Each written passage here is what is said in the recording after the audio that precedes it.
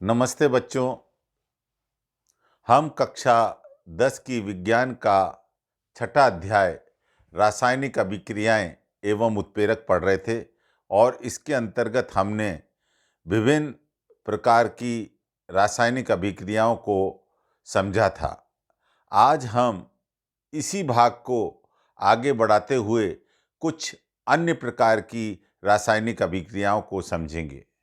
पांचवी प्रकार की अभिक्रिया मंद एवं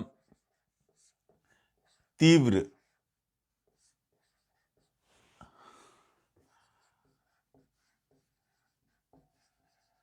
अभिक्रिया। जैसा नाम से विदित है, तीव्र अभिक्रिया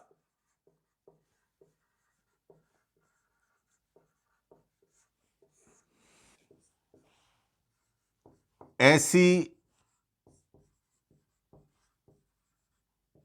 अभिक्रियाएं जो अभिकारकों के मिलाए जाने पर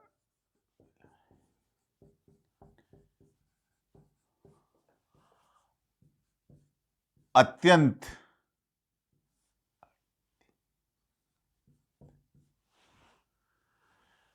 तेजी से संपन्न होती हैं, उन्हें तीव्र अभिक्रिया कहते हैं। से मैं ये क्षार लिया है, सोडियम हाइड्रोक्साइड,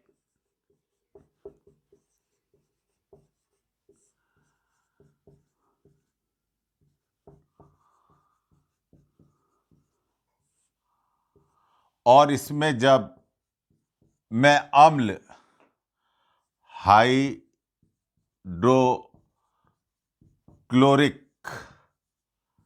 अम्ल जब मिला देता हूं तो यह अभिक्रिया बहुत ही तेजी से संपन्न होती है। ये साधारण नमक बन जाता है और जल बन जाता है। ये एक तीव्र अभिक्रिया है। इस अभिक्रिया को पूरा करने में सेकंड से भी कम समय लगता है। इसी प्रकार मंद अभिक्रिया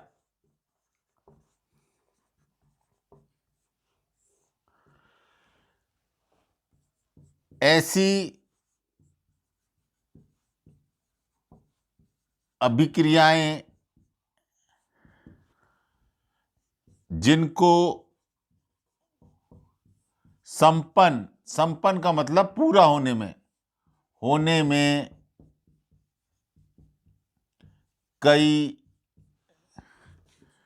घंटे,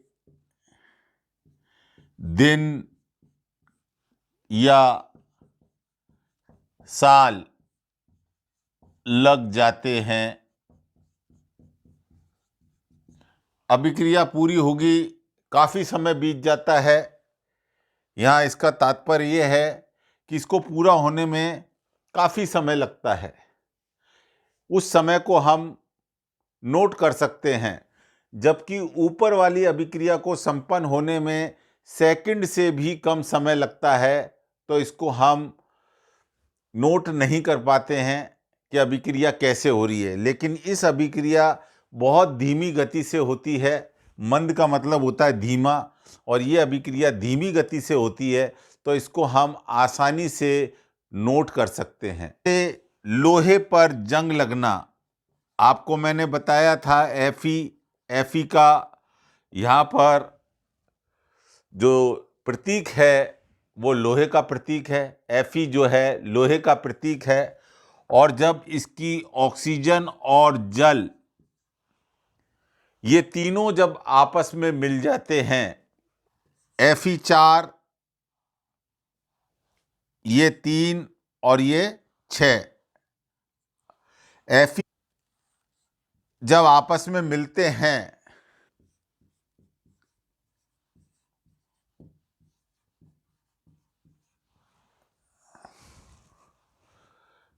ये एक यौगिक बनता है जिसे जंग कहा जाता है। एफी लोहा, ऑक्सीजन और पानी। आपने देखा होगा जंग अधिकतर नमी के क्षेत्र में होती है और वायुमंडल से वो ऑक्सीजन ग्रहण कर लेता है लोहा, और एक यौगिक बनता है Fe2O3 और 3H2O। ये एक यौगिक बनता है जिसे जंग कहा जाता है। तो ये जो अभिक्रिया है जंग वाली, ये छठा है उत्क्रमणीय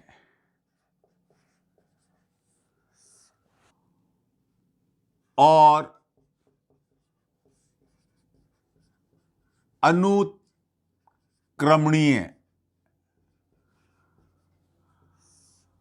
अभिक्रियाएं।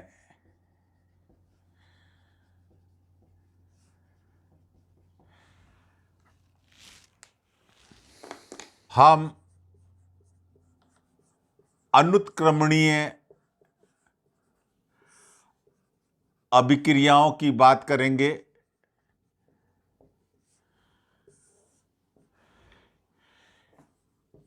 ऐसी अभिक्रियाएं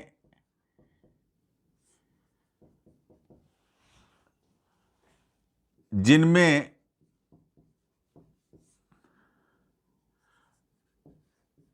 अभिकारक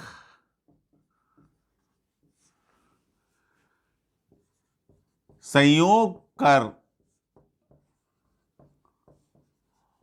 उत्पाद बनाते हैं और ये या यह अभिक्रियाएं एक ही दिशा में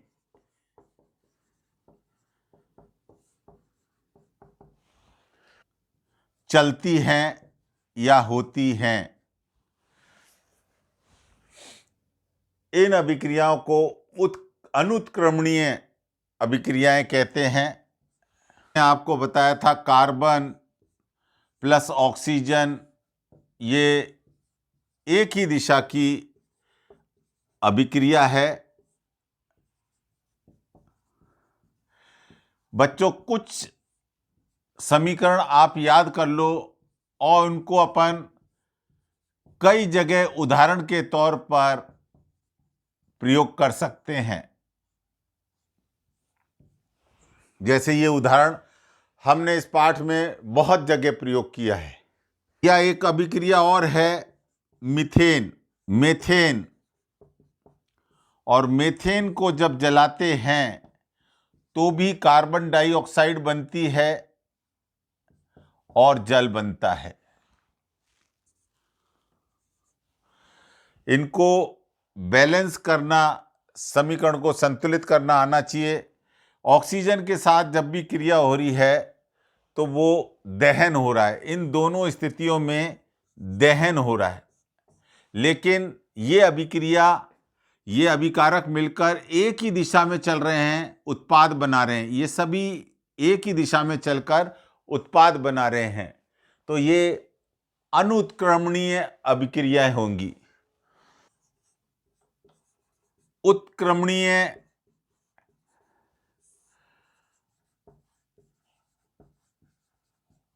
अभिक्रियाएं ऐसी अभिक्रियाएं जिनमें, ध्यान देना बच्चों, यहां पर अभिकारक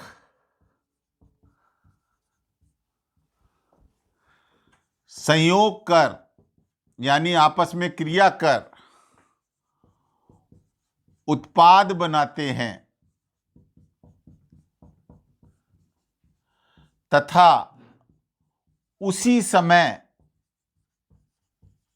अब ध्यान देना, उत्पाद पुनः अभिकारक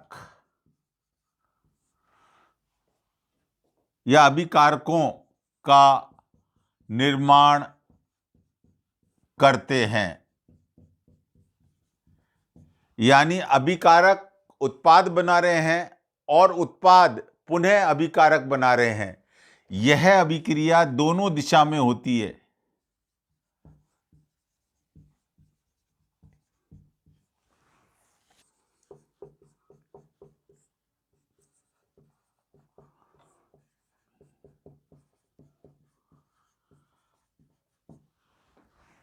मैंने आपको ये उदाहरण भी बहुत बार बताया है।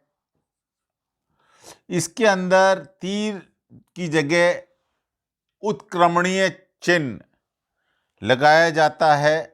ये अमोनिया बनाने की एक अभिक्रिया है और यहाँ पर जो ये तीर के स्थान पर इस तरह का चिन्ह बताया है, ये बता रहा है कि नाइट्रोजन और हाइड्रोजन मिलकर अमोनिया बना रहे हैं और अमोनिया टूटकर वापस नाइट्रोजन और हाइड्रोजन बना रही है। तो ये उत्क्रमणीय अभिक्रियाएं हो गई। जो प्रकार है ऑक्सीकरण व अपचयन,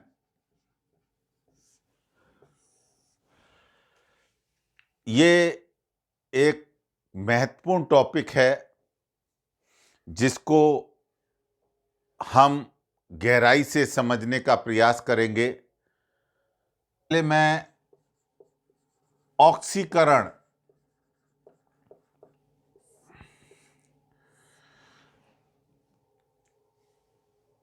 प्रारंभिक तौर पे हमने देखा था कि कार्बन को जब जलाया गया, कार्बन का जब दहन किया गया, तो ये जो दहन शब्द आता है, ये पदार्थ का जलना, ये ऑक्सीजन की उपस्थिति में होता है। यही ऑक्सीकरण है। ऑक्सीजन का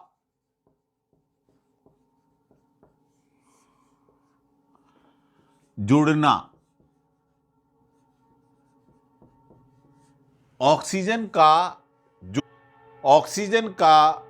जुड़ना ऑक्सीकरण कहलाता है। मैंने आपको एक उदाहरण दिया था कार्बन का, कोयले का। तो यहां पर कार्बन का ऑक्सीकरण हुआ है। या एक और, ये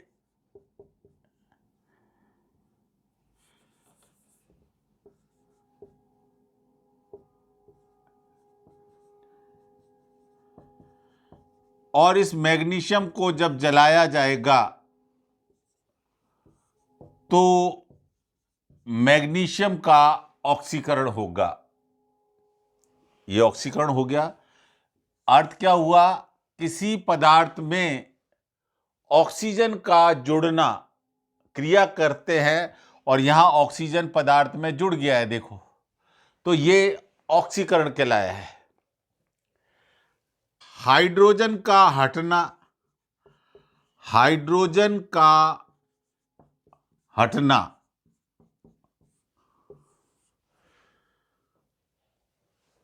ये भी ऑक्सीकरण कहलाता है। पहला मैंने बताया ऑक्सीजन का जुड़ना या हाइड्रोजन का पदार्थ से निकलना। हटने से मतलब है निकलना। हाइड्रोजन सल्फाइड लिया है और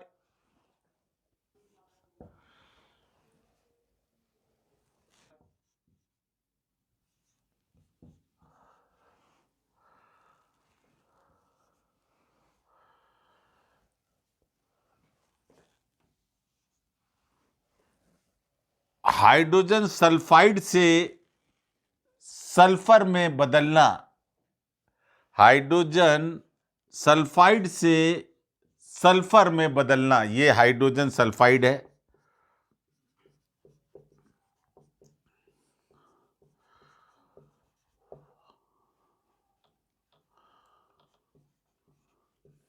और इस हाइड्रोजन सल्फाइड से सल्फर का बनना, ये एक ऑक्सीकरण की अभिक्रिया है।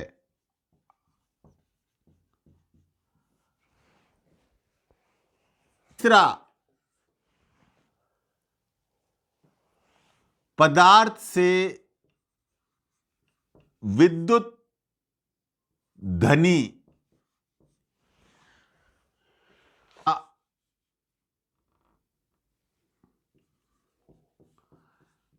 निष्कासन,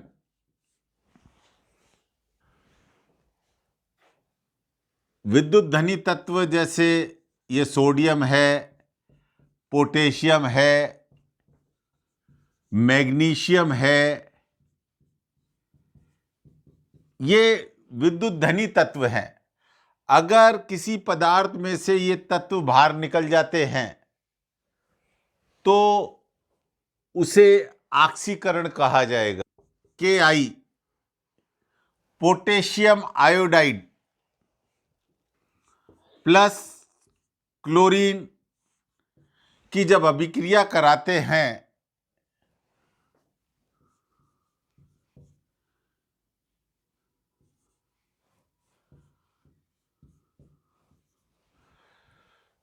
तो पोटेशियम क्लोराइड और आयोडीन बनती है। इस अभिक्रिया में आप देख रहे होंगे कि यहाँ पर जो पोटेशियम है विद्युत धनी तत्व है और इस पदार्थ में से विद्युत धनी तत्व बाहर निकल गया और आयोडीन रह गया। तो यहाँ पर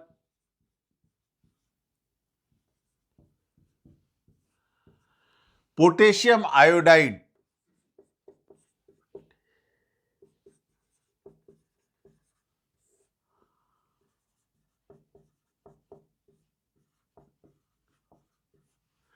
से आयोडीन, आयोडाइड से आयोडीन का जो बनना है ये एक ऑक्सीकरण की अभिक्रिया है। चौथा, इसी के अंदर विद्युत ऋणी तत्वों का जुड़ना या योग, ये भी ऑक्सीकरण होगा। जैसे क्लोरीन है, फ्लोरीन है, आयोडीन है। इस प्रकार के जो तत्व हैं अगर वो किसी पदार्थ में जुड़ जाते हैं तो वहां पर ऑक्सीकरण होगा। मैग्नीशियम की जब क्लोरीन के साथ अभिक्रिया कराई जाती है तो मैग्नीशियम क्लोराइड बनता है। यहां पर आप देख रहे होंगे कि मैग्नीशियम के अंदर ये मैग्नीशियम है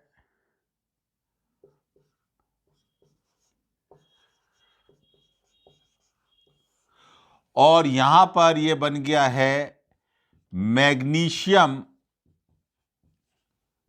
क्लोराइड। तो यहां पर क्लोरीन जो विद्युत ऋणी तत्व है वो इसमें जुड़ गया है, इसलिए यहां पर मैग्नीशियम क्लोराइड में ऑक्सीकरण हुआ है। मैंने 4 बातें बताई हैं। इन 4 बातों को हम एक बार फिर से दोहरान कर लेते हैं।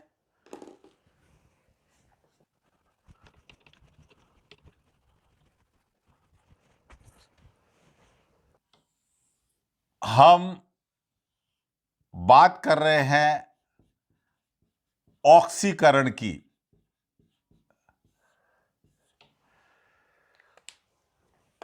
मैंने बताया था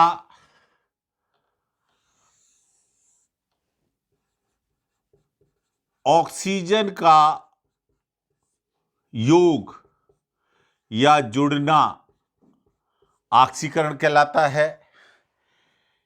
इसी प्रकार हाइड्रोजन का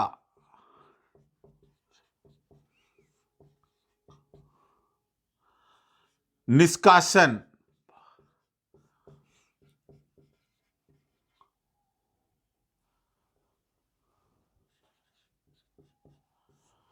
बाहर निकलना ऑक्सीकरण कहलाता है।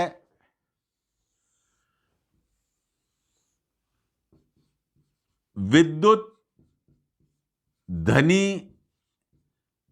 तत्व का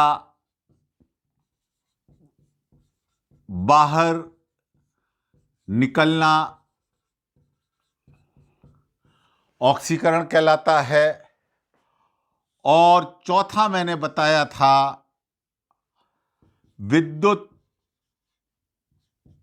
ऋणी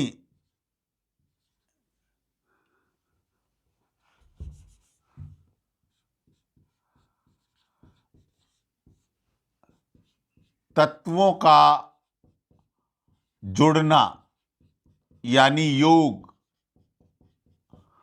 ऑक्सीकरण कहलाता है। तो ये 4 बातें हमने सीखी थी। अब हम अपचयन की बात करेंगे।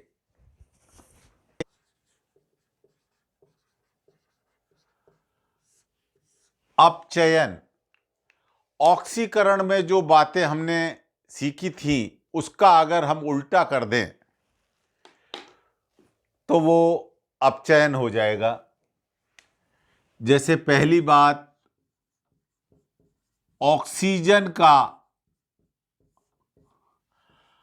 बाहर निकलना, किसी पदार्थ से ऑक्सीजन का बाहर निकलना अपचयन कहलाएगा।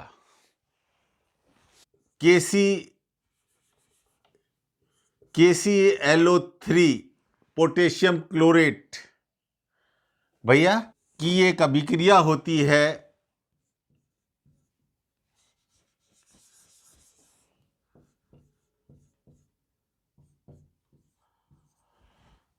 पोटेशियम क्लोराइड और ऑक्सीजन बाहर निकल जाती है। पोटेशियम को संतुलित कर देते हैं। तो इस प्रकार की अभिक्रिया ऑक्सीजन बाहर निकल गई है और पोटेशियम क्लोराइड बचा है, यानी यहां पर अपचयन हुआ है। किसका? पोटेशियम क्लोरेट का पोटेशियम क्लोराइड के अंदर अपचयन हो गया है, क्योंकि ऑक्सीजन जो है वो बाहर निकल गई है। दूसरा, हाइड्रोजन का जुड़ना,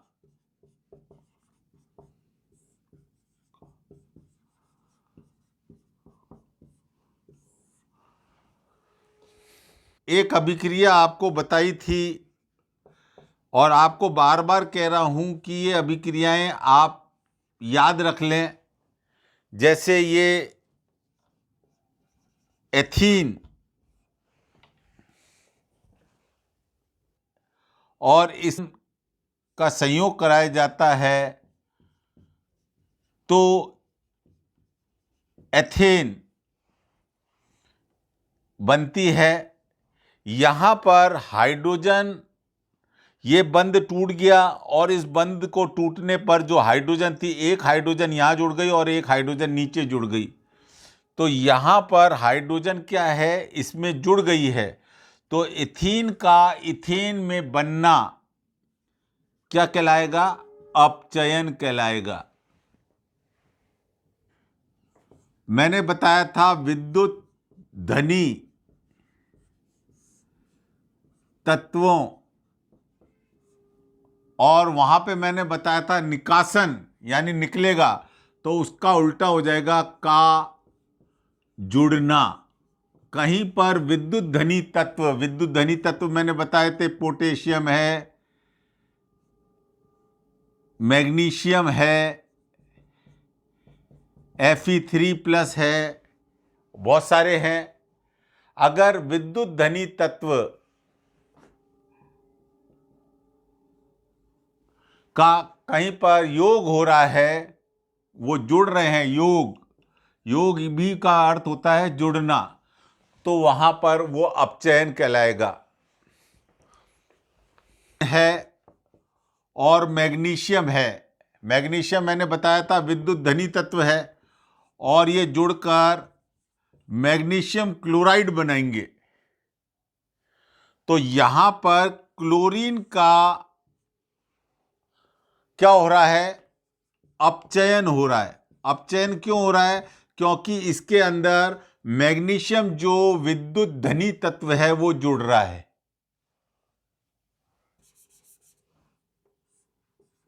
चौथा मैंने बताया था विद्युत ऋणी तत्वों। विद्युत ऋणी तत्व क्या बताए थे? क्लोरीन है, फ्लोरीन है, आयोडीन है, का बाहर निकलना। अब यहां पर वहां पर जुड़ा था, यहां पर वो बाहर निकल जाएगा, तो वो कहलाएगा अपचयन। उदाहरण FeCl3 ferric chloride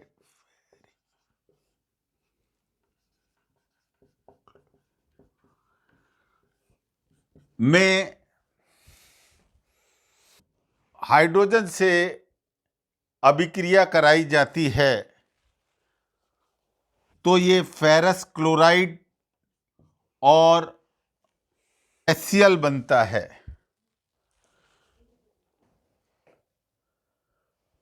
ferric chloride की जब हाइड्रोजन के साथ, ये हाइड्रोजन है, तो ये बनेगा फेरस क्लोराइड। आप यहां पर देख रहे होंगे फेरिक क्लोराइड है, ये अधिक विद्युत ऋणी है। कैसे? यहां क्लोरीन 3 है और क्लोरीन बाहर निकल गई, तो ये कम विद्युत ऋणी बचा है, तो यहां पर इसका अपचयन हो गया है। हमें यह देखना है फेरिक क्लोराइड ये अधिक विद्युत ऋणी है। क्यों? क्योंकि यहां जो क्लोरीन है वो बाहर निकल गई है, यहां पर जाके जुड़ गई, इस हाइड्रोजन में जुड़ गई है, तो ये फेरिक क्लोराइड से फेरस क्लोराइड बना है, यानी यहां पर इसका अपचयन हुआ है। हम चार्ट से समझ लेते हैं।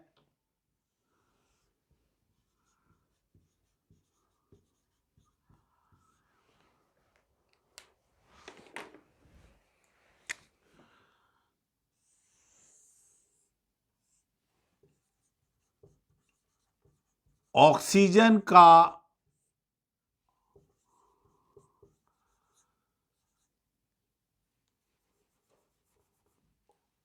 बाहर निकलना अपचयन कहलाएगा।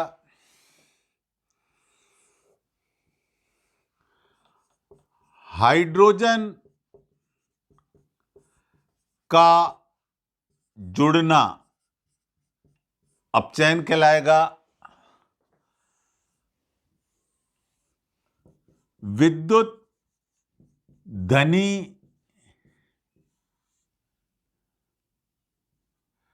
तत्व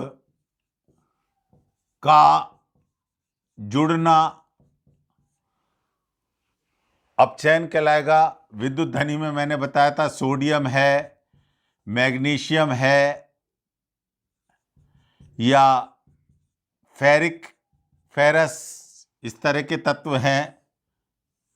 इसी तरह से विद्युत ऋणी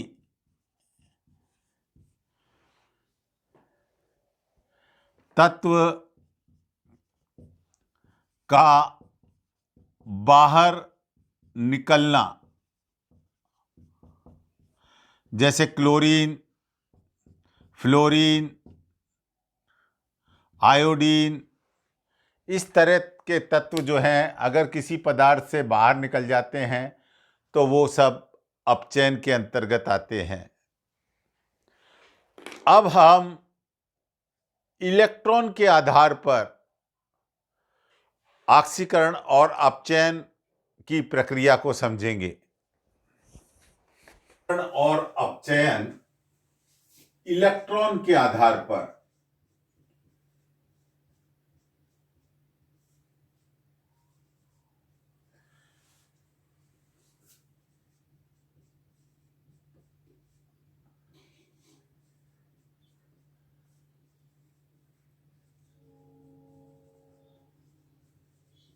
अब जो हम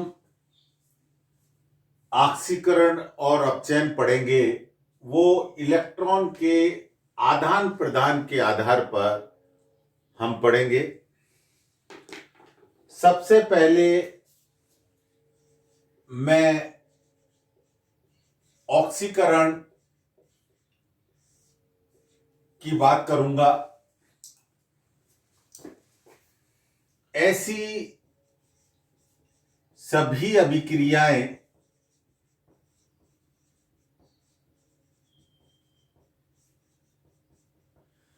जिनमें तत्व, परमाणु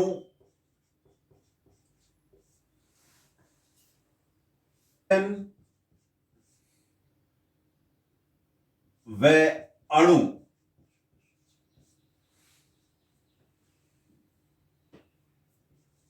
इलेक्ट्रॉन त्यागते हैं। त्यागते हैं का मतलब है वो इलेक्ट्रॉन दे देते हैं का परमाणु है और ये सोडियम तत्व है, उसका परमाणु है ये। और यहां पर इसने एक इलेक्ट्रॉन त्याग दिया, ये बन गया sodium ion.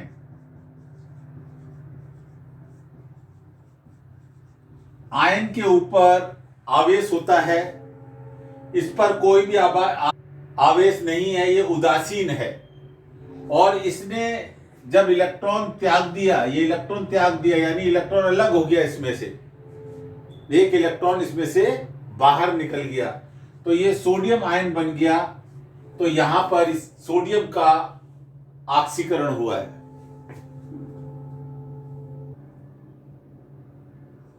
Fe2+ ferrous ion, और ये फेरस आयन जब इलेक्ट्रॉन त्याग देगा तो ये फेरिक आयन में बदल जाएगा।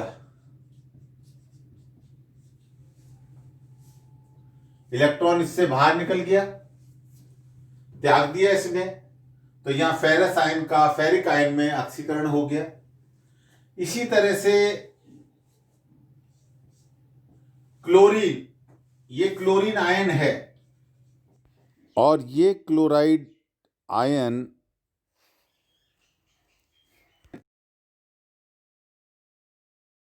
इलेक्ट्रॉन त्याग देगा,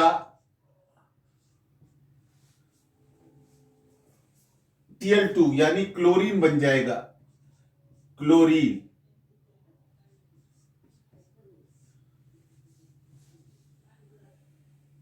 परमाणु बन गया क्लोरीन।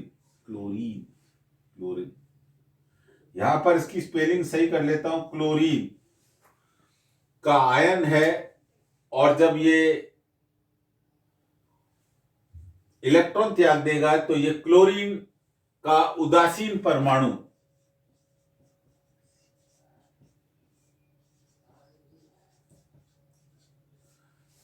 तो इन सब में इलेक्ट्रॉन त्यागा जा रहा है, पदार्थ द्वारा इलेक्ट्रॉन त्यागा जा रहा है, इसलिए ये ऑक्सीकरण हो रहा है।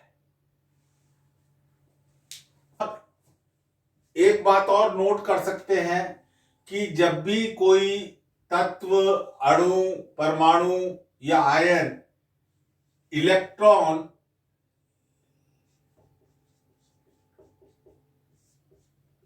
त्यागता है यानी इलेक्ट्रॉन देता है,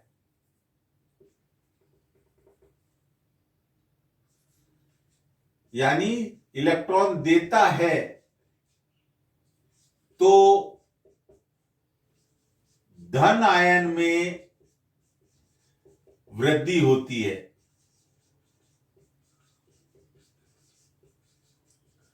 यहां पर क्लोरीन -1 था और यहां क्लोरीन 0 हो गया, यहां क्लोरीन 0 हो गया, तो माइनस से 0 आ गया। यहां पर देखें तो यहां पर Fe+ का 2 था और यहां पर जो Fe है वो प्लस का 3 आ गया, धन आयन में वृद्धि हो गई, +2 से +3 हो गया। यहां पर सोडियम 0 था और यहां पर सोडियम +1 बन गया, तो धन आयन की जो है वृद्धि होती है।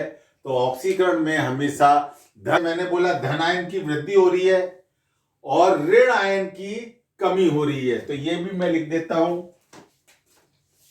या ऋण आयन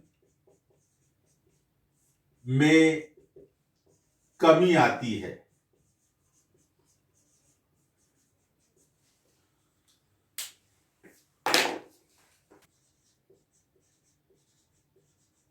अपचयन,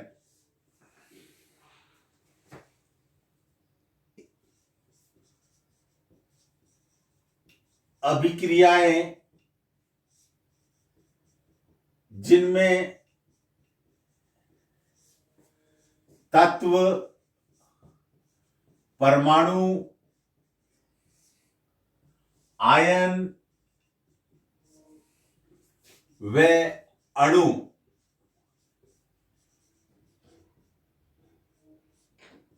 इलेक्ट्रॉन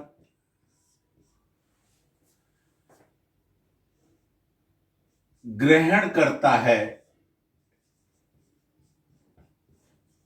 ग्रहण करने से मतलब इलेक्ट्रॉन लेता है। वो क्लोरीन जब इलेक्ट्रॉन ग्रहण करेगा, अब देखो ग्रहण कर रहा है तो यहां पे इस तरफ आ गया है, पहले उधर था, त्याग रहा था, इसलिए अब ये ग्रहण कर रहा है, यानी ये अभिकारक के उसमें आ गया, ऑक्सीकरण में उत्पाद में था ये इलेक्ट्रॉन, ये ग्रहण कर रहा है और हमें क्लोरीन आयन मिल रहा है। ये क्लोरीन उदासीन परमाणु है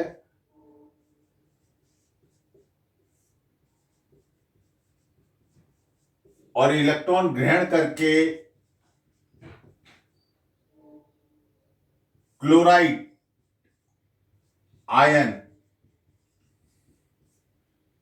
क्लोरीन आयन ना बोल के इसको अपन क्लोराइड आयन भी बोल सकते हैं, क्लोराइड आयन बन जाता है। पहले मैंने क्लोरीन आयन बोल दिया है, इसको क्लोराइड आयन बोलेंगे अपन। 4 इलेक्ट्रॉन, ये क्या कहलाता है, इलेक्ट्रॉन ग्रहण करके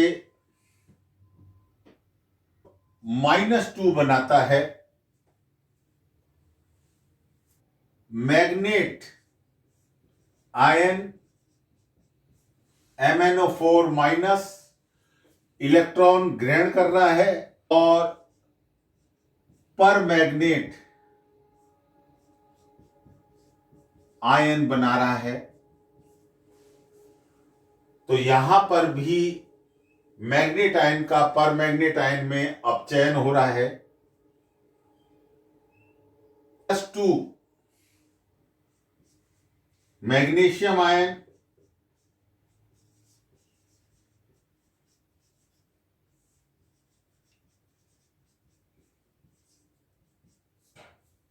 करके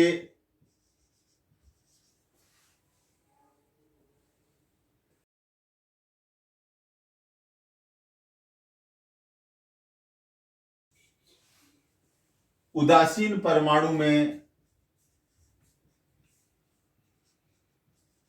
बदल जा रहा है, तो यहां पर भी मैग्नीशियम का अपचयन हुआ है। इलेक्ट्रॉन ग्रहण करने पर ऋण आयन में वृद्धि हो रही है।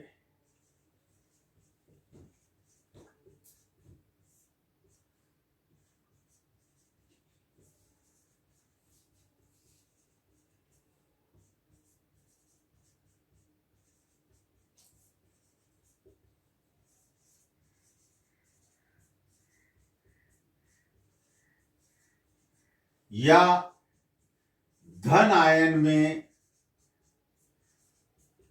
कमी आती है। यहां पर क्लोरीन का 0 है, उस पर आवेश 0 है, और यहां पर आकर उसमें आवेश -1 आ गया है। तो यानी कि धन आयन में, ये ऋण आयन में वृद्धि हो गई है। यहां पर -1 का मैग्नेट आयन -1 और पर मैग्नेट आयन -2। तो देखो -1 से -2 हो गया, यानी ऋण आयन में वृद्धि हुई है।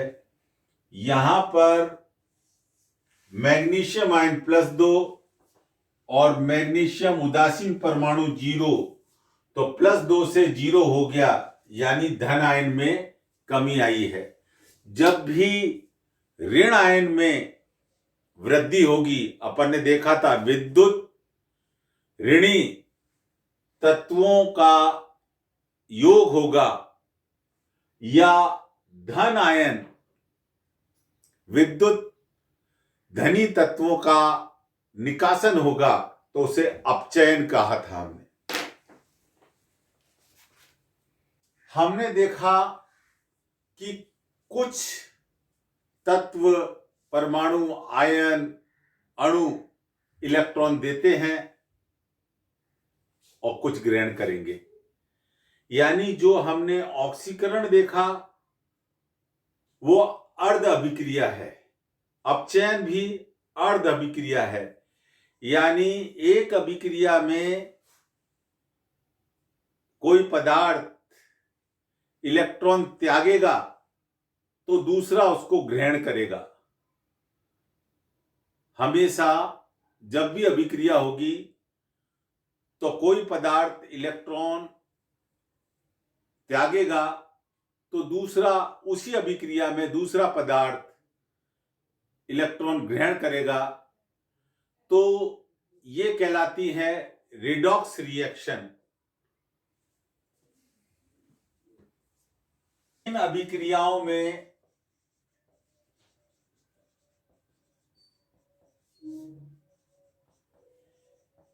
एक पदार्थ का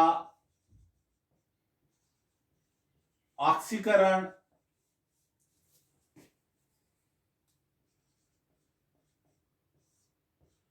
व दूसरे पदार्थ का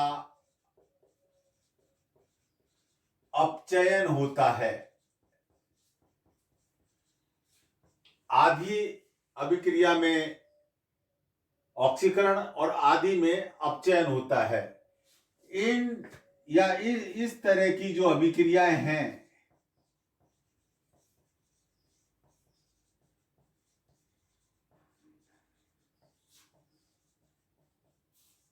को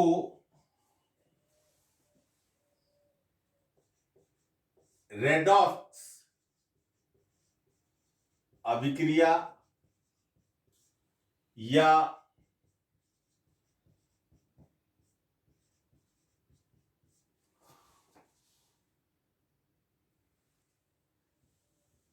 अभिक्रिया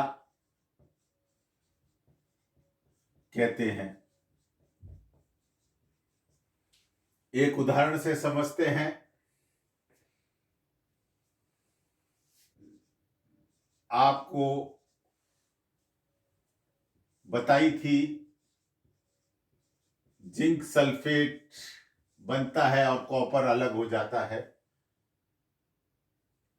तो यहां पर अगर देखें तो जो जिंक है,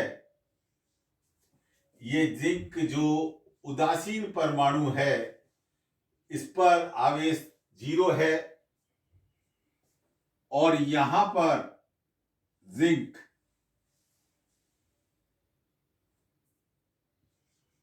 +2 आवेश आ गया है। कैसे आया? इस जिंक ने इलेक्ट्रॉन त्याग दिए। कितने इलेक्ट्रॉन त्यागे? 2 इलेक्ट्रॉन त्याग दिए, और ये 0 आवेश से +2 में हो गया। इसने इलेक्ट्रॉन त्यागे हैं, इसलिए इसका ऑक्सीकरण हो रहा है। यहां पर मैं लिखूंगा ऑक्सीकरण।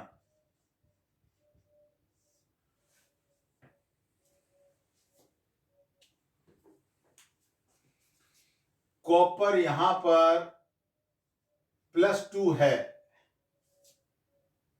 आपने जब पढ़ा होगा कॉपर सल्फेट बनता है, ये +2 का प्लस सल्फेट -2 का। तो जब पदार्थ बनते हैं तब ये अकार्बनिक पदार्थ हैं, आयनिक पदार्थ हैं, तो ये इस तरह का है। और यहां पर ये उदासीन है, उदासीन कॉपर। तो यहां पर ये +2 से 0 हो गया है, यानी कॉपर +2 था, उससे उसने 2 इलेक्ट्रॉन ग्रहण करे और किस में बदल गया? कॉपर 0 में। यानी यहां पर इसका अपचयन हुआ है। इसने इलेक्ट्रॉन ग्रहण किए हैं, जिंक ने इलेक्ट्रॉन दिए हैं, ये इलेक्ट्रॉन कॉपर ने ग्रहण किए। जिंक ने इलेक्ट्रॉन दिए और वो इलेक्ट्रॉन कॉपर ने ग्रहण किए, और ये अभिक्रिया संपन्न हुई। तो दोनों ऑक्सीकरण, एक पदार्थ का ऑक्सीकरण हुआ है, दूसरे पदार्थ का अपचयन हुआ है। इसलिए इसको बोलते हैं रेडॉक्स रिएक्शन।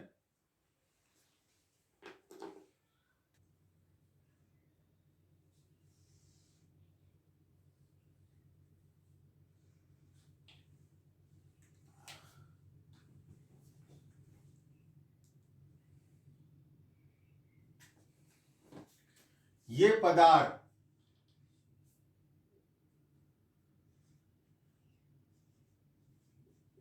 इलेक्ट्रॉन दाता है, इसके पास इलेक्ट्रॉन है।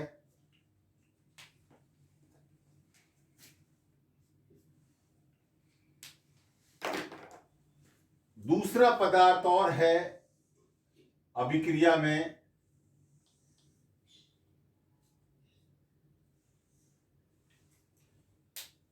इसको हम इलेक्ट्रॉन ग्राही बोलेंगे, जो इलेक्ट्रॉन ग्रहण करेगा। तो ये जो इलेक्ट्रॉन यहां पर है, ये यहां पर चला जाएगा और अभिक्रिया होगी।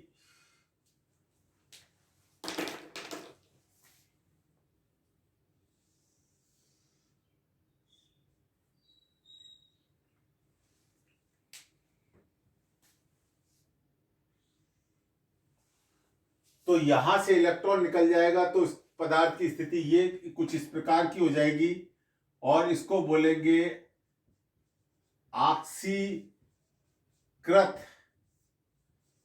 दाता।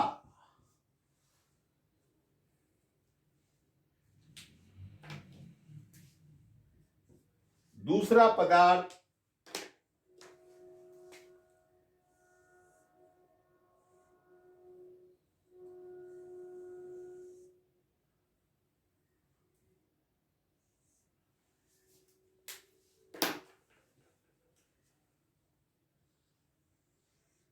इलेक्ट्रॉन ग्रहण कर लेगा, तो इसको बोलेंगे अपचायक ग्राही।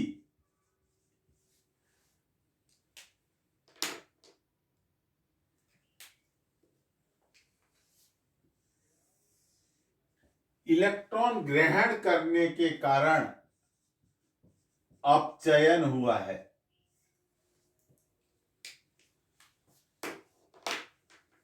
और इस पदार्थ का इलेक्ट्रॉन त्यागने के कारण ऑक्सीकरण हुआ है। इसने दूसरे पदार्थ को इलेक्ट्रॉन दे दिया, इसके पास इलेक्ट्रॉन की कमी आ गई, त्यागने के कारण यहां इलेक्ट्रॉन नहीं है, तो इसका ऑक्सीकरण हो गया। इसने इलेक्ट्रॉन ग्रहण कर लिया, तो इसका अपचयन हो गया। का अपचयन होता है, दूसरे पदार्थ का वो क्या कर देता है, ऑक्सीकरण कर देता है। इसलिए ऐसा पदार्थ ऑक्सीकारक कहलाता है। जो पदार्थ का अपचयन होता है या इलेक्ट्रॉन ग्रहण करता है, इलेक्ट्रॉन ग्रहण कर दूसरे पदार्थ का ऑक्सीकरण करता है, उसे ऑक्सीकारक यानी ऑक्सीकरण कराने वाला कहते हैं।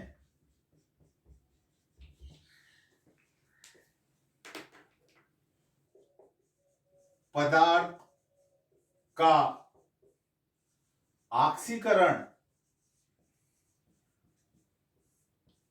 होता है या इलेक्ट्रॉन त्याग कर दूसरे पदार्थ का अपचयन कराता है,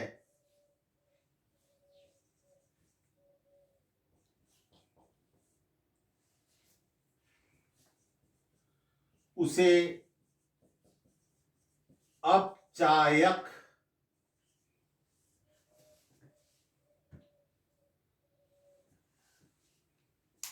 जिसका तो दूसरे पदार्थ का ऑक्सीकरण कराएगा, ऐसा पदार्थ ऑक्सीकारक कहलाएगा। और जिस पदार्थ का ऑक्सीकरण हो रहा है और दूसरे पदार्थ का अपचयन हो रहा है, ऐसा पदार्थ जिसका ऑक्सीकरण हो रहा है वो दूसरे पदार्थ के लिए अपचायक का काम करेगा, यानी वो उसका अपचयन करा देगा। आज के लिए इतना ही काफी।